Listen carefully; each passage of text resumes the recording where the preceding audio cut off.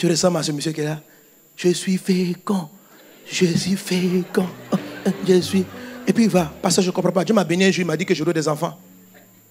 Depuis là, je n'en ai pas. Est-ce que c'est que le gars, maintenant, même il te posait la question, est-ce que tu touches ta femme? Parce que c'est trop évident. Et puis vous discutez jusqu'à... Et puis il vous pose la question, mais combien de fois par semaine vous touchez? Tu dis, mais... Il dit, mais pasteur, ce que Dieu a dit, Dieu le fait. Moi, ma femme, je ne la touche pas. Ça fait combien de temps? Ça fait 5 ans. Je ne l'ai pas touché. Et les bébés là? Mais si Dieu a dit qu'on est fécond, le bébé doit venir. Quand tu vas le voir, tu as dit quoi?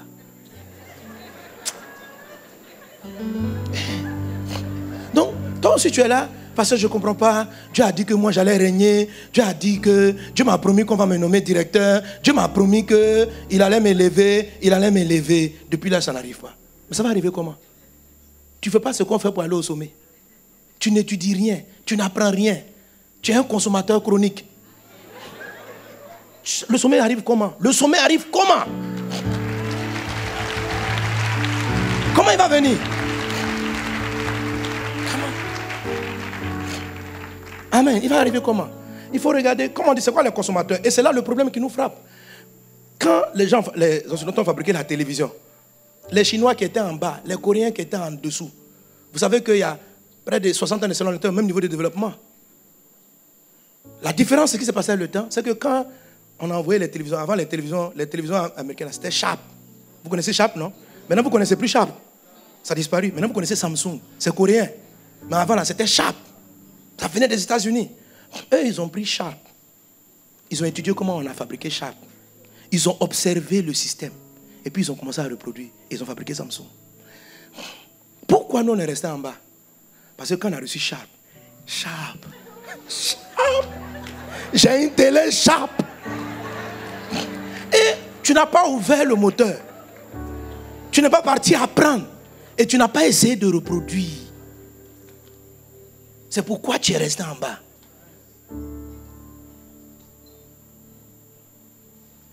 On est tous des consommateurs de téléphone. Mais il n'y a aucun qui est en train de penser comment lui va fabriquer son propre téléphone. Mais les gens vont consommer. Les gens vont consommer sans chercher à reproduire. Et ils vont se battre contre tous ceux qui essayent de reproduire et d'apprendre. C'est comme ça la malédiction d'abaissement fonctionne sur l'Afrique. Si vous voulez la neutraliser, il faut encourager l'apprentissage. Il faut encourager l'imitation. Pas imiter pour vendre, pour escroquer, mais pour créer. Il faut encourager la sagesse. Il faut encourager l'intelligence. Il faut aimer ton enfant. Quand tu vois, il démonte la machine pour savoir comment ça va. Tu dis, je t'ai acheté le cadeau hier. Pourquoi tu casses? Non. Il ne faut pas qu'il casse. Mais quand même, s'il veut comprendre le mécanisme, parce qu'il veut reprendre, c'est un début de grande sagesse. C'est un début de grande sagesse. Sois comme ça au nom de Jésus. Sois comme ça au nom de Jésus. Sois comme ça au nom de Jésus. Sois comme ça au nom de Jésus. Rattrape le temps au nom de Jésus. Alléluia. Alléluia. Pas de télénovelas, diminue ça. Va sur Science et Vie, va regarder Planète, va regarder des choses qui vont te faire analyser l'histoire, te faire apprendre. Même si tu n'aimes pas, concentre-toi, c'est pas grave. Les gars, ils sont là, ils sont à la télévision. Dès qu'ils ont fini de tenir novelas, ton garçon vient. Dès qu'il zappe pour mettre ça, c'est vite, toi tu te lèves. Je dois aller faire la cuisine. Dès que tu vois ce genre de choses, tu te lèves pour aller faire autre chose. Et tu n'apprends pas, et tu ne te formes pas. Amen. Donc, la bénédiction de l'élévation crée la capacité de réflexion, d'intelligence, de créativité, d'inventivité. Alléluia. Mais la bénédiction, comme toute autre bénédiction, crée aussi des opportunités. Donc, à chacune des bénédictions, vous pouvez rattacher, vous pouvez chercher à savoir quel type de capacité est créée. Il y a des capacités qui reviennent dans plusieurs types de bénédictions.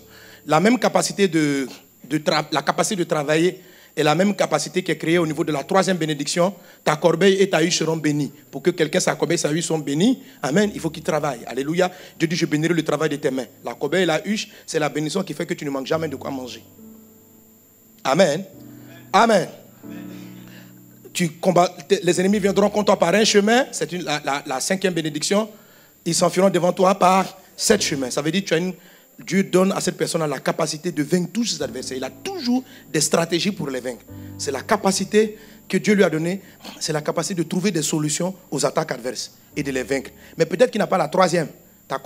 il ne mange pas à sa faim. Mais c'est qu'est-ce que tu ne peux pas le frapper? Tu ne peux pas le frapper. Lui, il frappe tout le monde. Mais il a faim. Il n'est pas à la tête. Il n'a pas la 12e. Mais il a la 5e. Il frappe tous ses ennemis. C'est un gars dangereux. Alléluia. Mais il y a des gars dangereux qui sont trop galères sur la terre. Alléluia. Toi, Dieu t'a donné toutes les 12 bénédictions pour renverser toutes les formes de malédiction. Renverse-la au nom de Jésus. Amen. Mais quand bien même tu auras la capacité, car j'ai vu ici aussi que la malédiction d'abaissement qui frappe des familles, qui frappe quelquefois la race noire ou l'Afrique, qui frappe des peuples, ne se manifeste pas seulement en termes d'incapacité, mais elle se manifeste aussi en termes de malchance et d'inopportunité. Dernièrement, comme ça, il y a je crois 2 ans, un jeune homme en Côte d'Ivoire, que les gens avaient commencé, je ne sais plus, j'oublie son nom, je crois qu'il a un nom à tirer. Et voilà, une chose, il a fabriqué, moi je ne croyais pas, il a fabriqué un type d'ordinateur, il a vraiment, et j'ai rencontré, à l'église ici, on en a eu, il y en a un frère par exemple qui a eu 2 à 3 prix d'excellence pour des choses qu'il a inventées.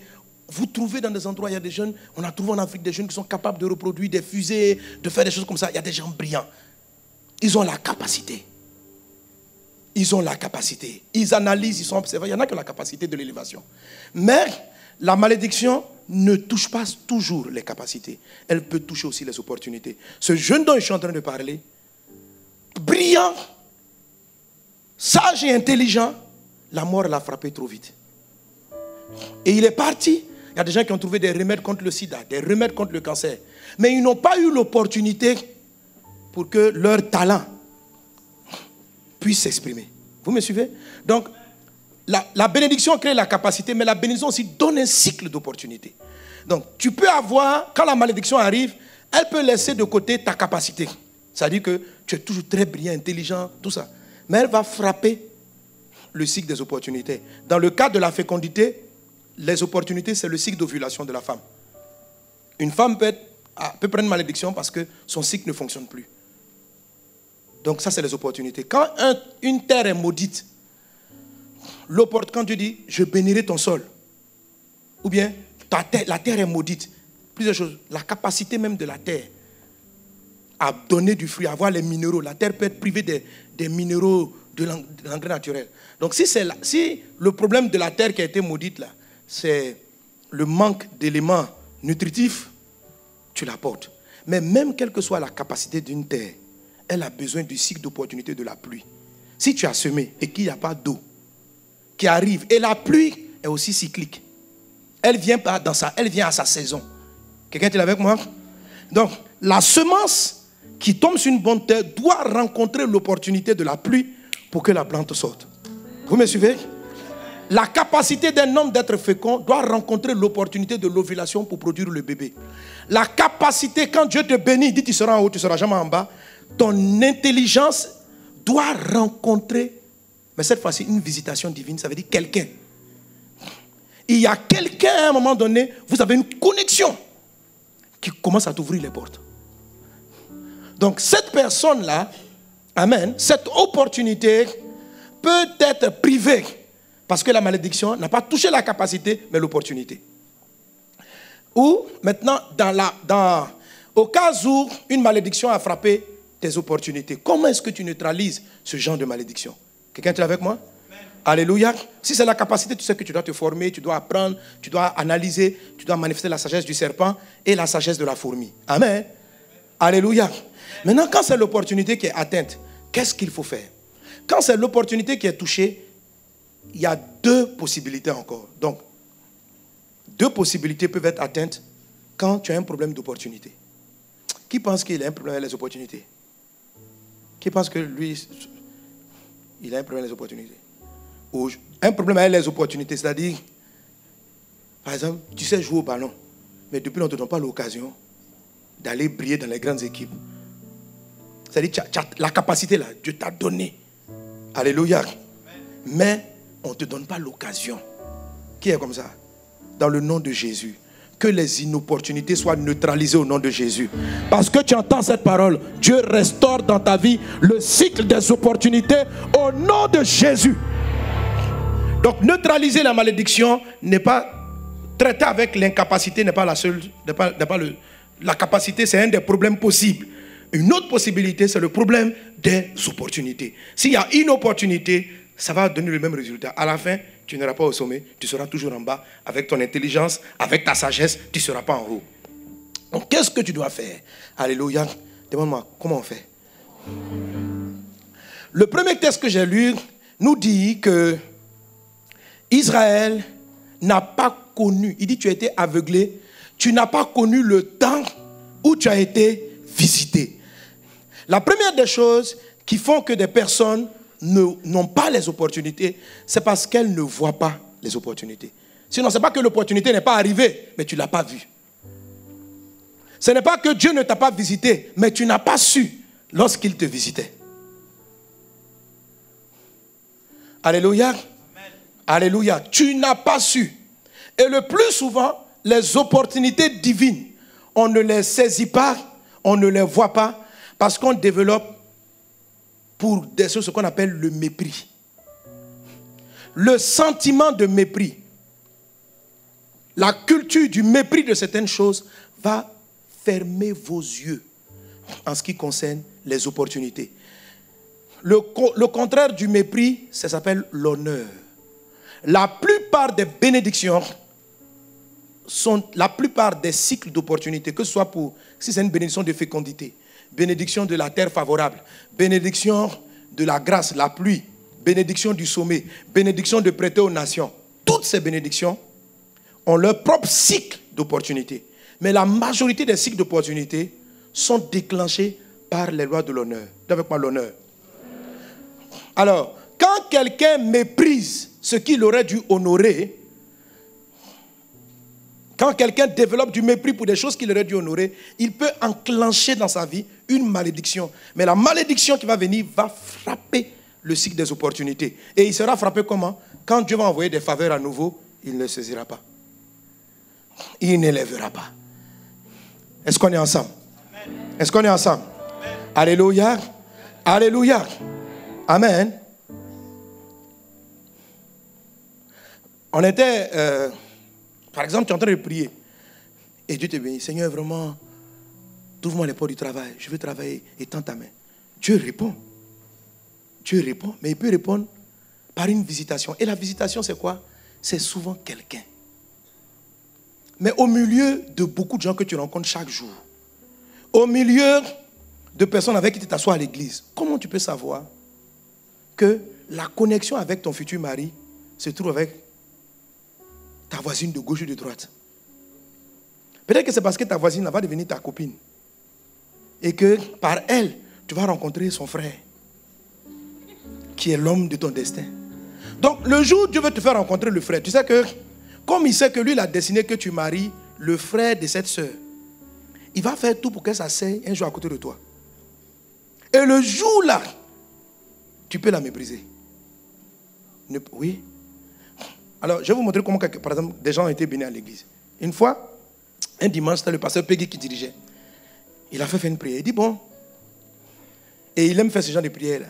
Il dit, tourne-toi, prends ton voisin de gauche ou de droite, prenez-vous les mains et puis priez pour vos sujets. Alors, ce dimanche-là, il a fait une prière.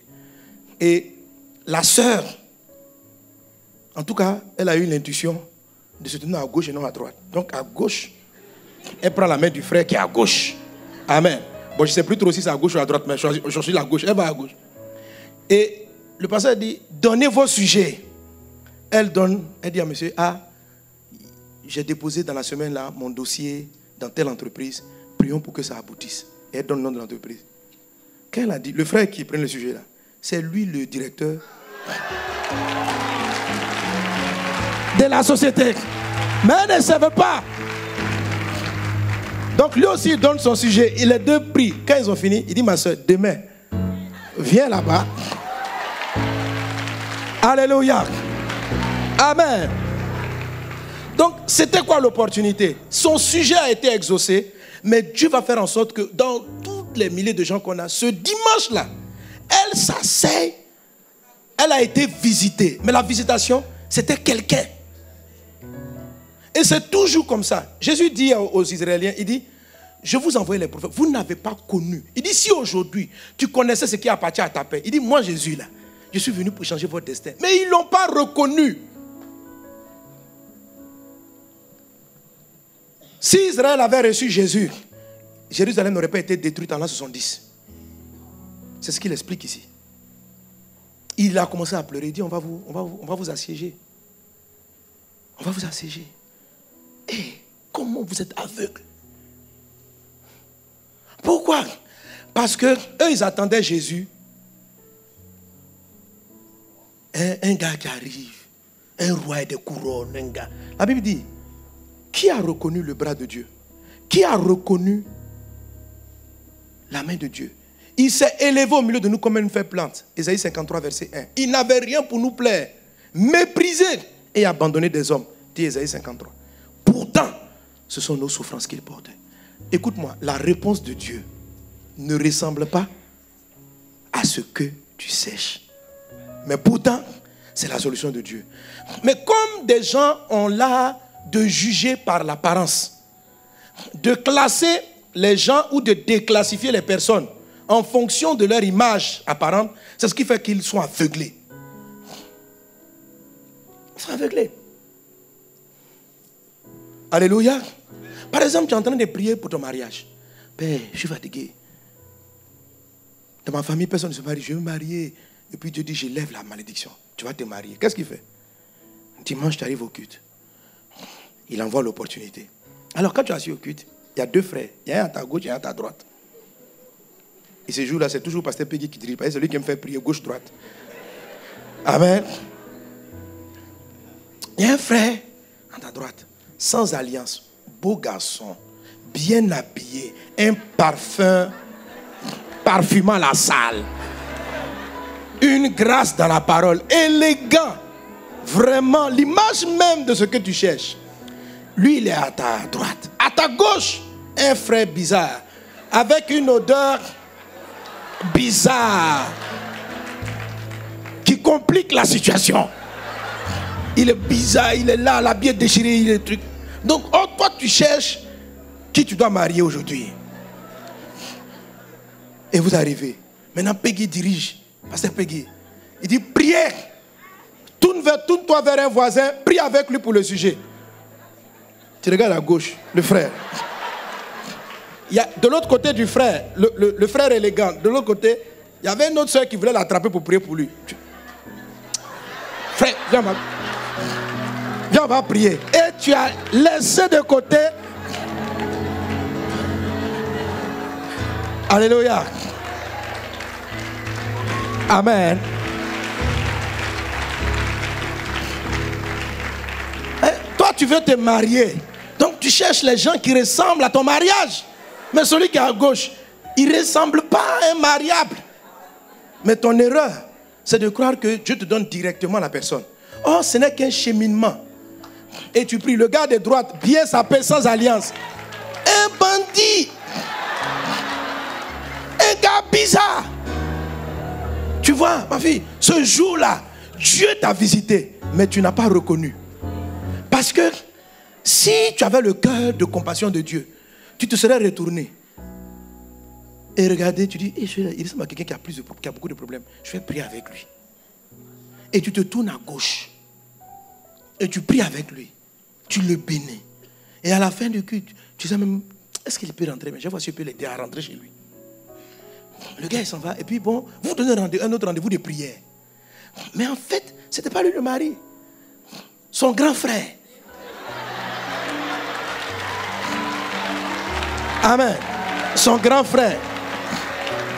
L'homme à qui tu as toujours rêvé.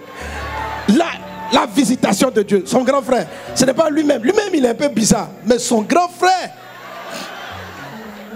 Et le jour où tu le retrouves pour la prière, le grand frère vient le déposer. Et vous faites les présentations. Il dit, et puis vous présente. Ce temps, voilà le truc, c'est mon grand frère. Et ce jour-là, la connexion du mariage a lieu. Alléluia. 3 mois plus tard, les fiançailles. 7 mois, 8 mois, 1 an après, mariage. 1 an, 9 mois, premier bébé. Oui. Comment beaucoup de gens ratent les opportunités? Parce qu'ils ne les voient pas. Ils ne les voient pas. Que Dieu ouvre tes yeux aujourd'hui dans le nom de Jésus. Que Dieu ouvre tes yeux aujourd'hui dans le nom de Jésus. Amen. Souvent les portes, les opportunités vont t'ouvrir des choses extraordinaires. Les inopportunités, ce sont des gens aussi que la malédiction et que le diable envoie contre toi. Oui. La personne ressemble à ce que tu crois, mais la relation va t'entraîner dans la dépression. Si la bénédiction crée les opportunités, la malédiction crée les inopportunités. Combien d'hommes ont perdu de leurs sous d'investissement en investissant, en faisant des affaires avec les mauvaises personnes? Même si la personne n'était pas mal intentionnée, ce n'est pas la personne que Dieu t'a envoyée pour faire fructifier l'argent qu'il t'a donné. Il a dit, je ferai de toi quelqu'un qui aura des millions. Tu vas soutenir le de Dieu. Il t'a béni de la bénédiction d'une prospérité. Mais toute bénédiction est rattachée à une opportunité. Quand il a dit, il y a une opportunité, il t'envoie quelqu'un. Mais ce jour-là, tu as raté. Et tu as regardé à quelqu'un qui ressemblait à un homme prospère, un homme qui est réussit dans les affaires. Oh, il brille pour tromper tout le monde. Et tu as mis ton argent dans cette affaire. Te voilà endetté. Dieu a dit, tu vois le malheur. Au-delà, tu ne peux même pas payer ton loyer. On va te chasser de ta maison. Donc, toi, la malédiction n'a pas joué sur ta capacité à commencer des affaires. Mais la malédiction te rabaisse. Parce qu'elle te fait toujours connecter avec les mauvaises personnes.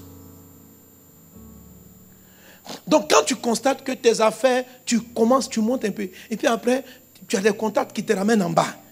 Tu commences quelque chose qui commence à monter. Puis quelque chose te fait descendre. Il se peut que la malédiction, pour toi là, elle produit des inopportunités.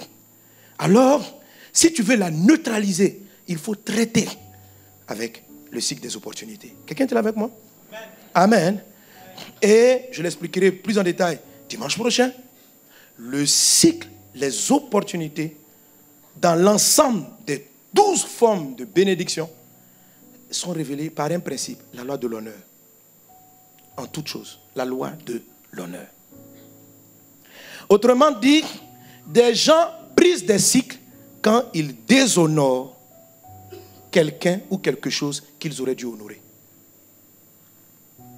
Est-ce qu'on est ensemble? Est-ce qu'on est ensemble? Alléluia.